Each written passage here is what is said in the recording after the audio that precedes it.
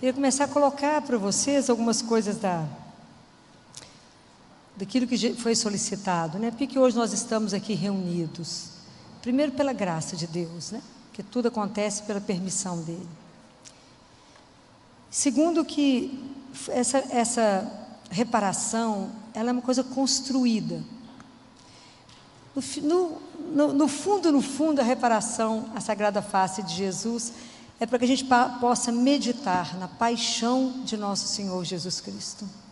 A gente precisa entender que a ressurreição, ela não é uma sequência da morte, ela é uma consequência da morte de Jesus. Se Jesus não tivesse morrido por nós, a gente não teria a ressurreição. Guardem isso. A ressurreição não é consequência da morte. Ela não é sequência, ela é consequência de Jesus ter morrido por nós. Então, é um momento que a gente vai rever, né? Por que a face de Jesus fica toda machucada? Antes disso, né?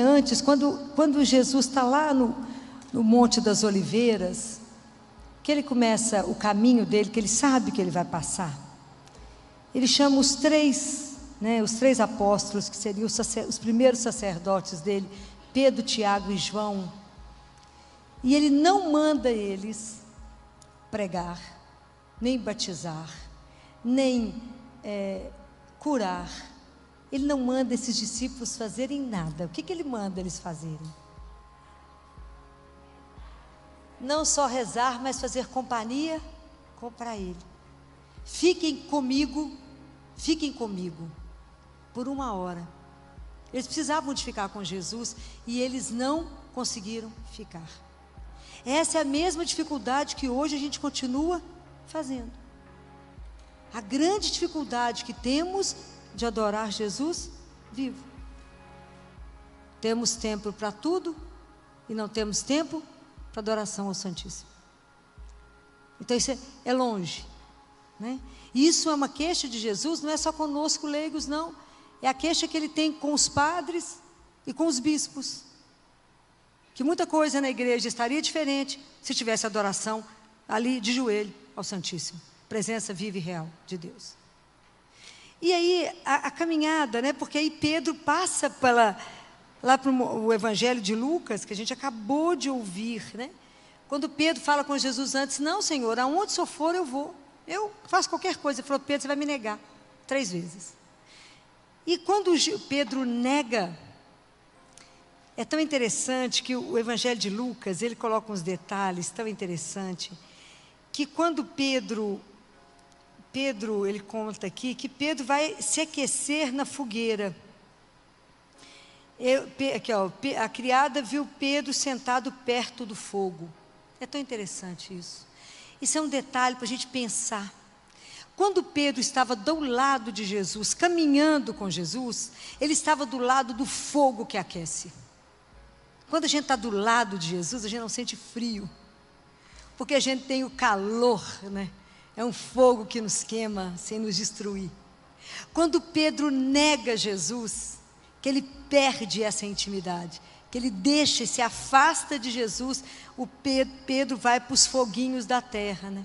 Do mundo, que nunca aquecem, que nunca te dão nada. Então presta atenção, porque muitas vezes, né, Pedro negou, né, a forma como ele faz com o Senhor, né? Ele faz diante do rosto de Jesus. Vocês imaginem que nesse momento o rosto de Jesus já tinha um olho fechado. Ele já estava ensanguentado. Ele já estava com barba arrancada, nariz quebrado. Ele já estava muito, muito machucado por causa dos nossos pecados, né? Jesus fala isso, né? Que ele, Maria Santíssima, conhece os horrores e as feiuras do pecado, que foi exatamente o que estava no rosto dele, que são os nossos pecados, né? Então Pedro negou, e às vezes a gente nega, né? Muitas vezes a gente fala, não, principalmente quando a gente está numa roda, né, e o assunto é religião, muitas vezes a gente, para não ficar sentindo, né, o que eles vão pensar a meu respeito, né? Vou parecer que eu sou uma boba, né, falar que acredita em Jesus na época dessa. A gente prefere dizer, não, tem uma espiritualidade, eu creio numa energia coisa nenhuma. É Jesus, o Filho de Deus. Tem força de pensamento positivo, não tem um Deus que me ama e que cuida.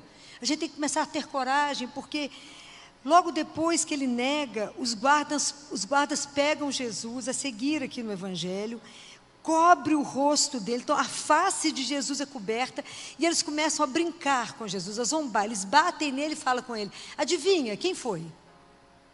Qual é a missão minha hoje, qual é a missão sua hoje?